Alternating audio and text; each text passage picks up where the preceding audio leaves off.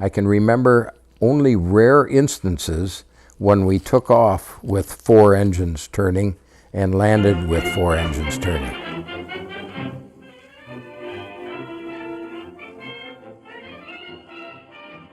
The Vietnam War was a controversial and costly conflict between the Communist government of North Vietnam and the United States-backed government of South Vietnam.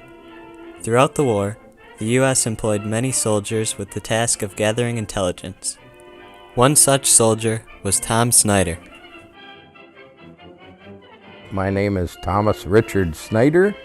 I was born on May 21st, 1946 in New London to Warren R. and Jean E. Snider. I was brought right after my mom got out of the hospital back to Clintonville, where I spent the first 18 years of my life. I almost said I grew up there, but I'm 72 and I'm not sure I've grown up yet. Right after I graduated from high school, I went to University of Wisconsin-Oshkosh. I was going to be a chemical engineer. I quickly discovered that I loved labs, hated lectures. And I also became very enamored and got pretty good at playing pool, none of which is conducive to studying. So after about 3 semesters, it became fairly obvious that I didn't have a whole big future at Oshkosh. So I enlisted in the United States Naval Reserve, and it was mostly because, number one, my dad was a sailor, and the reserve center was right there in Menominee Park in Oshkosh. It's not there anymore, but it was during the 60s when I got there. One of my instructors was also a lieutenant commander down in Oshkosh. So, and when I got into the Navy Reserve, this guy was in the Navy Security Group, which actually the clearance I ended up getting and all of the security group guys has is final naval top secret cryptographic, and it's about number 3 on the list, you know. When I was in Da Nang, I used to have to sanitize stuff to send it back to Washington.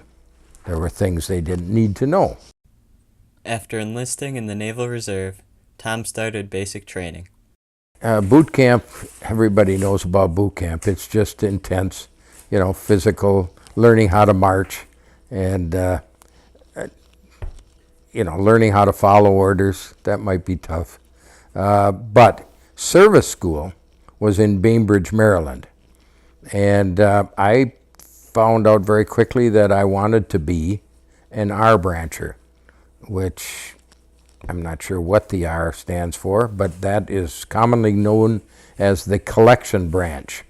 And what it meant is I had to learn Morse code.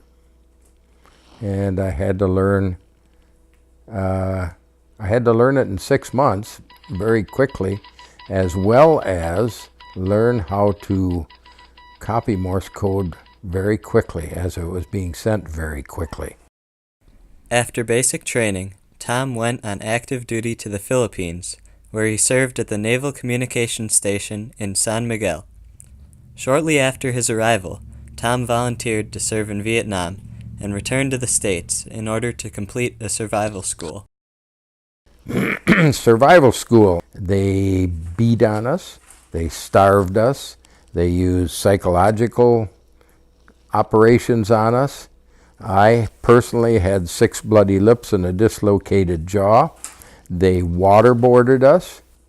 And if you'll remember, in the not too distant past, John McCain, who ended up being a senator, went to the same school, not at the very same time, but he can categorically tell anyone that waterboarding is torture, because that's what happened to us. The survival school was so harsh that Don Bailey, a survivor of North Korean captivity, said that the school was harder than 11 months in a North Korean prison. I graduated from that on March 31st, and by May 8th I was in Da Nang. So I spent most of the rest of the year there. My job was to, in Da Nang, I would put on a pair of earphones, tune the radio, and just listen to what people had to say. And I think that might be as close as I can get to total accuracy for it's classified. I had a lot of flights on super constellations, EC-121s. They were called Super Connies. I can remember only rare instances when we took off with 4 engines turning and landed with 4 engines turning. Losing 1 engine on station was nothing. We used to do that literally all the time. When we lost 2, then it was kind of things got a little hectic. And we had to get back quick. The other instance that I told you about, and you've got a couple of pictures there, was when we flew on A3s. Our job, and I hope this isn't classified, but we would begin at Haiphong Harbor and fly straight toward Hanoi and get them to fire missiles at us on purpose. At that time, all they had was magnetic target acquisition radar, so as long as our pilot was good enough to zig out of the way when the missile came by, we were fine. It happened regularly, but the pictures you got were a little too close for comfort. So we got back though. While Tom's crew managed to return safely, other crews weren't as lucky. Our air crew people were VQ-1. They were stationed in Atsugi, Japan, and they would fly in, and we would fly with them, and then they would rotate back to Atsugi. One of our airplanes, PR-21, which had flown back there, was flying on station off North Korea on April 15th, 1969, when the North Koreans decided they didn't like it and they shot it down. 31 friends lost in an instant. Of course, I knew the CTs on board better than the air crew, but I knew everybody on that airplane. So that's one of the reasons I fight so hard for veterans nowadays. Despite the tragedy, Tom still managed to have some fun and keep in touch with his family back in the U.S. When I got to Da Nang, I bought 2 little tape decks, cassette tapes, and I sent one to Paula, and I would, record messages that I'd send her. I've told her this since then, but it seemed to be much more effective if I would wait till the Viet Cong and North Vietnamese started lobbing rockets in on Da Nang Air Base, and then I would go out and tape a message while the rockets were hitting, and then at least everybody would think that I was in danger or something, you know. It was kind of hilarious, but it was. Yeah, I wrote letters too, but the tapes were cool. After serving in Vietnam and the Philippines for just over a year, Tom prepared to return to a U.S. full of controversy over the Vietnam War. I took off from Clark Air Base in the Philippines to fly back, and I'll never forget this. The guy came around and I said, "Look, guys, if you've got civilian clothes, I suggest you change into them, because if you don't, you're going to be treated terribly when you get back." And so I did, and as did most of the people that came back on that flight.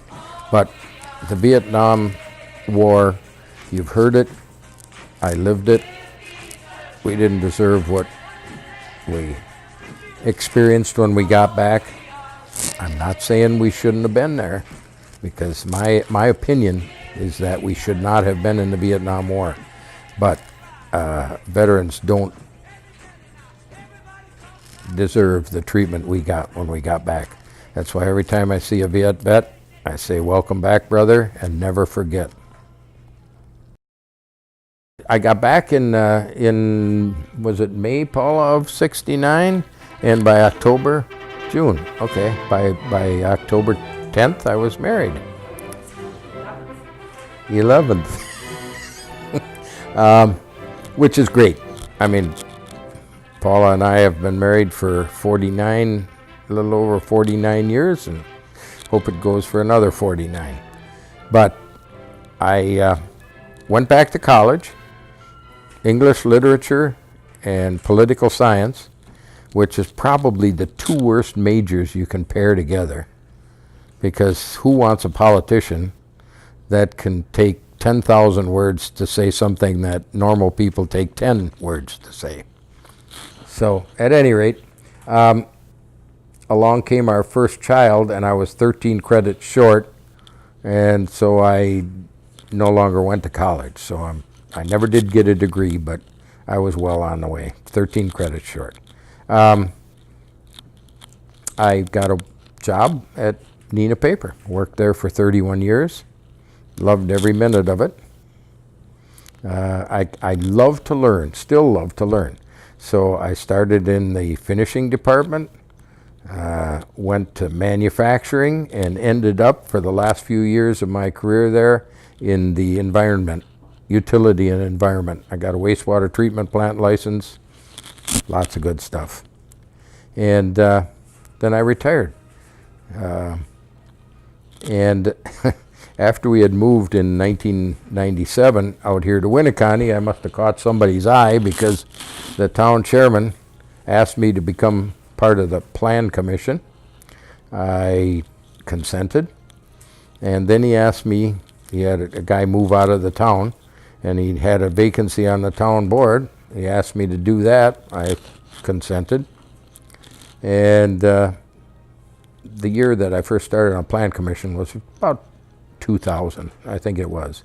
And then this town chairman, he was kind of mentoring me, I guess, but he died in October of 2011.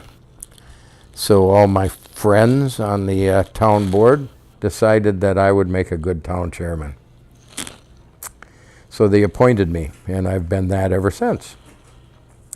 Then this guy, Harvey Rengstorff, was also on the Winnebago County Board. So all my friends said, oh, you got to run for county board too, Harvey was. And I thought, I'll never win that. Au contraire, I won county board, and I've been a member of the county board since 2012. First thing when I got on there, I told everybody that just take advantage of me any way you saw I fit. But the only thing I didn't demand, but I begged the county exec to put me on Veteran Service Commission. So now I'm on the Winnebago County Veteran Service Commission. I'm on the executive board of the Wisconsin County Veteran Service Officers Association, and I'm also a vice chair of the NACO, National Association of Counties Veterans and Military Service Committee. And I work closely with Mike Gallagher and Tammy Baldwin and anybody I can who will help me further veterans issues in Wisconsin and in the nation.